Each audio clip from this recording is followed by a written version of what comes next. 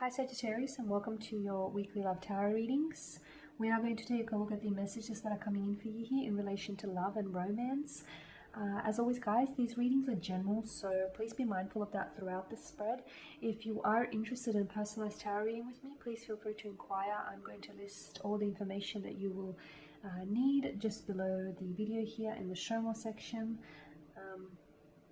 Otherwise, let's go ahead and get started. So these messages here are intended for Sagittarius Ascendant, Sun, Moon, Venus, and Rising.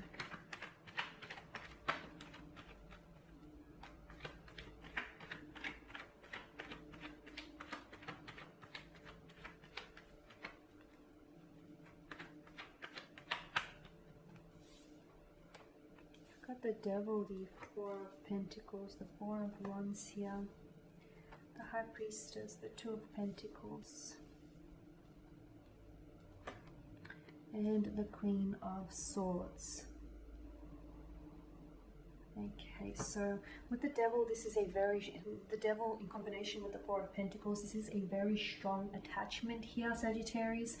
It almost feels slightly unhealthy as well. It could be like a codependent kind of energy, or it could be that you're forming a very strong attachment towards someone.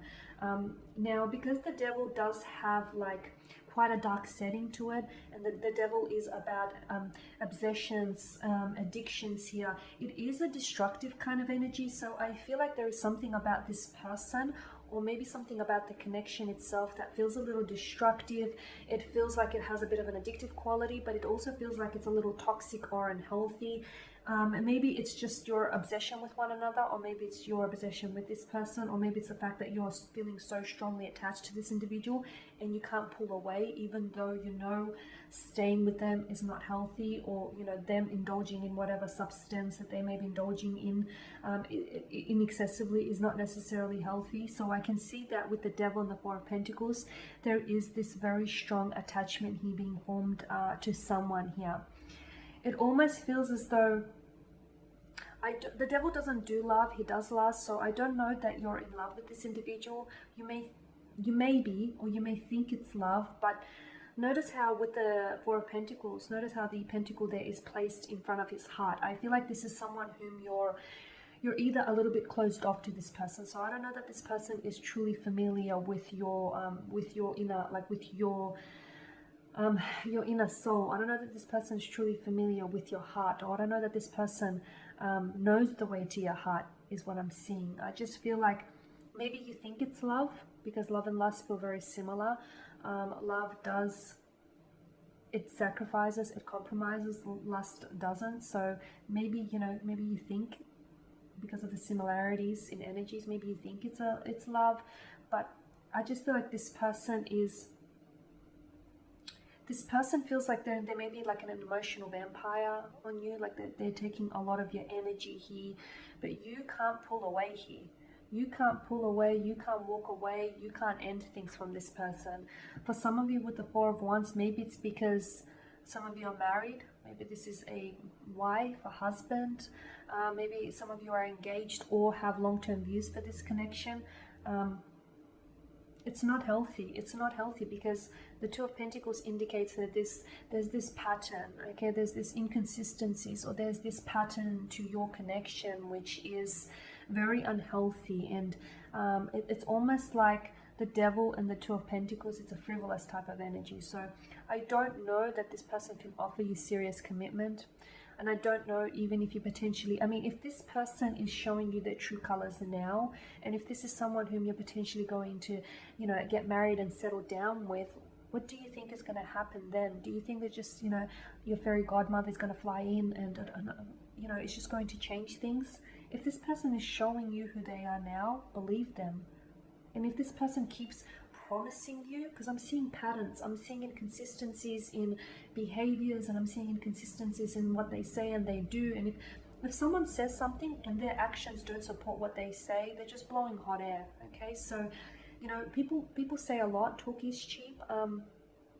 Make sure you watch for what they do. So, and if they're not consistent with you know, with what they say and what they do, then I feel like that's a big red flag that you might potentially be overlooking. So I get it, Sagittarius, that there is a very strong attachment, but I feel like it's coming at a cost. It's coming at the, you know, it's at the expense of your health, of your general well-being, of your you know, your self-esteem here.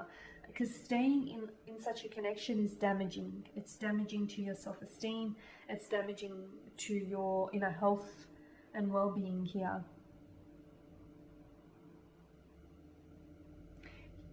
You've got the High Priestess, and the High Priestess does govern intuition. So for a lot of you, you know, you do feel as though this person isn't right for you, or you feel as though this may not necessarily have the happy ending that you want or deserve.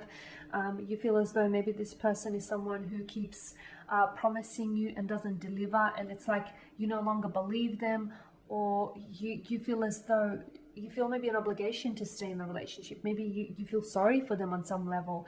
Maybe you feel as though you're the one that, you know, can rescue this person. It's not your job.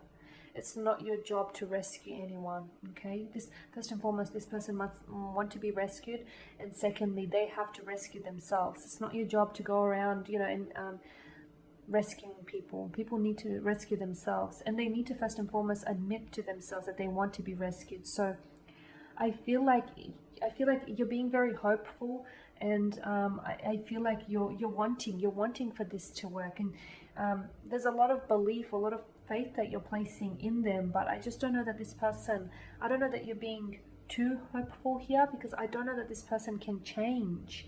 I mean, people can change, they can, but they must want to be able to change. They must want to invite change. And with the Two of Pentacles, I feel like they're either, if this person is addicted to, like, for instance, you know, maybe drugs or excessive drinking or gambling or whatever it is, or just, you know, constant partying, or, you know, different men or women all the time, if they have these, you know, sexual addictions or whatever it is, if this person is addicted, addictions can be very, very hard, and, you know, being in a relationship with an addict can prove very challenging. But this Two of Pentacles, it indicates to me that this person is up and down. Maybe some days they show promise, and maybe some days, you know, they may follow through on what they say, but then they quickly revert back to their old ways. So, you know, it's up to you. You have to use your discretion. You know, this, because I see that this person is not treating something seriously. Either they're not taking their addiction seriously, they don't think it's that bad, they don't think it's an addiction, or they don't think it's causing a hindrance to the connection here. Their toxicity could be that this person is a dominating individual. You know, they try to dominate, or they have this destructive energy. Whatever it is, I feel like they're not taking it really serious, and I feel like they're yeah, their words and their behavior, you know, support this lack of seriousness as well. And it's this inconsistent behavior that's constantly going on. So if a person wants to change, they'll do less talking and more action, and their actions will support their words and what they say. Now, you do have the Queen of Swords, and the Queen of Swords is someone who is, she can be very direct, and as a result, she can come across a little bit cold or emotionally detached.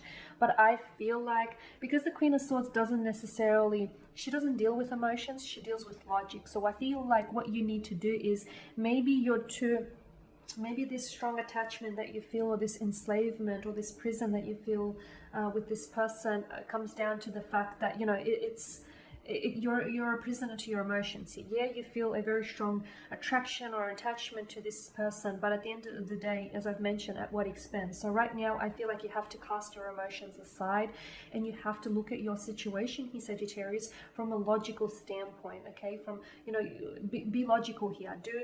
Take a step back and evaluate your situation logically here, because emotions, because I feel like you've been looking at this emotionally for quite some time, and it hasn't gotten you very far. And sometimes emotions can be misleading, right? So I feel like the Queen of Swords here is urging you to take a very logical standpoint. Look at things logically here, okay? And there you have it. Thank you guys for watching and listening. Please show your support by subscribing to this channel, by liking, commenting, perhaps even sharing. I am going to be uploading some more some more tarot love spreads later in the week, so stay tuned. Thank you again for your support, and I'll catch up with you guys then. Bye for now.